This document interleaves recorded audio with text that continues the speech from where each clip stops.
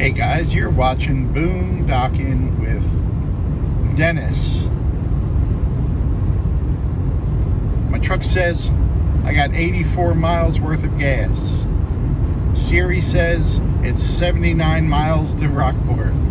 Let's play that game till we get home. I'm coming into Victoria, Texas, and just making that journey from Cleburne to Rockport. About 5.5 hours, but throw in 2 complete road closures due to horrible traffic accidents, including one between Cleburne and what was the name of that place? Ray Vista. So multiple cars, did not look good, and I'm praying everyone's okay. Yeah, and that was just like 15 minutes into the trip this morning. So while I've been driving the last 4.5 hours, I've been listening to my friends' YouTube videos and glancing at them from time to time. Watched Living Like Larry. I watched Adventuring Art, and I had a great dinner while I was up in Cleburne with Mr. and Mrs. Adventuring Art. Very good friends. Always enjoy their company. Watched the video by Dub C. And Life on the Streets I watched. And watched one of Rusty's videos, and he's talking about boondocking. And I got a kick out of it. He said he's been boondocking several times. And I think that was an underestimate on his part. Pretty sure that Rusty's got boondocking down when he wants to. There you go. It's interesting. No turn signals needed, huh? Sweet. What are they doing? They're checking the mail, folks. Oh. I guess there's not a turn signal for that. I'm going to pull over and check my mail on the highway. Yeah, a friend of mine told me that when a door shuts, another one opens. And that got me thinking, and he's a really good guy. Horrible carpenter, but a really good guy. That was a joke, folks, right there. Don't know if I got time to put a little drum roll. What do you call that? A rim shot. Ba-dum-bum. But seriously, the saying and it's also said when God shuts, what is it? When life shuts a door, God opens another. Isn't it something like that? But that got me thinking, where in life did I go wrong? What was the exact moment? And I had crappy parents, and I had a crappy older brother. Those were my examples in life. So in my younger days, I did a lot of crappy things. And for one of the crappy things I did, it was decided I would go live with my father in, it was about halfway through 10th grade. And went up to Maine, and we had always gone up there in the summer. My dad lived up in Maine, and had an awesome wife. I had very nice stepbrother and stepsisters up there, and Maine is beautiful. Smaller school system.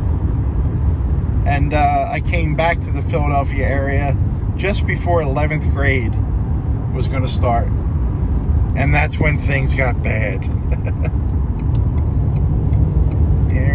Where are you guys going? You guys are going to the cemetery.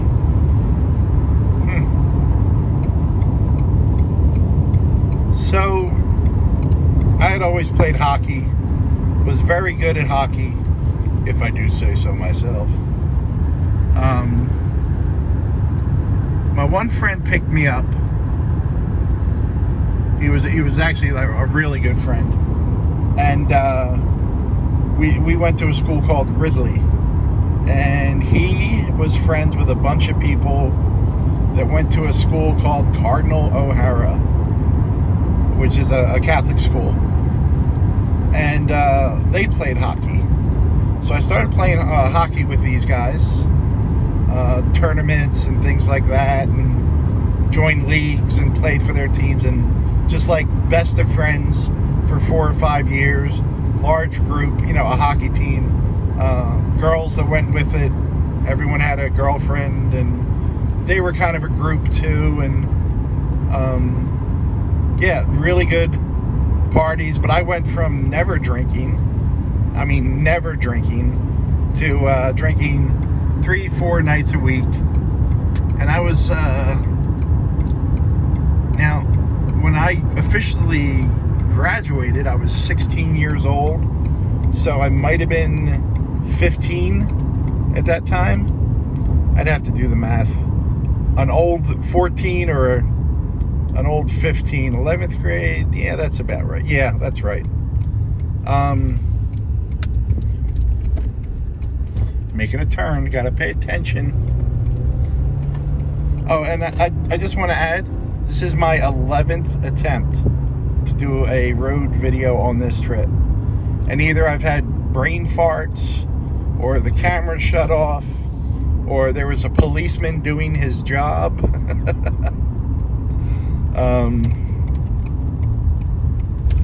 Yeah. One more turn, guys, and then we're good for a few hundred feet. But it's we would get together Friday and Saturday nights, drink. After hockey games, we drink. Different people's houses. My friend Tony and I, when we were both 15, friends older. I guess Tony knew them. The best team name, the team name was the Undertakers, and they were sponsored by Phillips Funeral Home. And I'm thinking these guys were all 28 and 30, and we were 15, and we were the two best guys on the team. And they would take us out drinking 2 nights a week. I mean, take us to bars where we would be drinking multiple kamikazes and drinking beer. They would bring us to a local bar in, I'm going to say Springfield, Pennsylvania, not too far from our house, called the Stanley Cup. And 20 guys from a team would walk in and kind of hide us. I mean, we were both tall for our age. I was probably 6'1", 6'2". Tony was probably an inch or two shorter, but still, 6 foot. And they would serve us. Like, they wouldn't even, like people always say it was a different time then and blah, blah, blah. But yeah, we were drunks. Go to school hungover, play hockey. I worked multiple jobs actually. But that got to be like 5 nights a week of drinking. So I'm going to say, as much fun as I was having at the time, that might have been my first big where I went wrong. And oddly enough, I've never been involved with any type of drugs.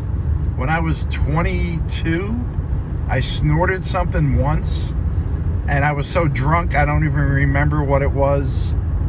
Not that that's an excuse, but until I was about, I want to say 50, I'd probably smoked marijuana about 7-8 times my whole life. And I would say now I haven't smoked in like 4 years, but I would probably smoke, and I mean smoke like 1 hit, 2 hits, less than 30 times in my life.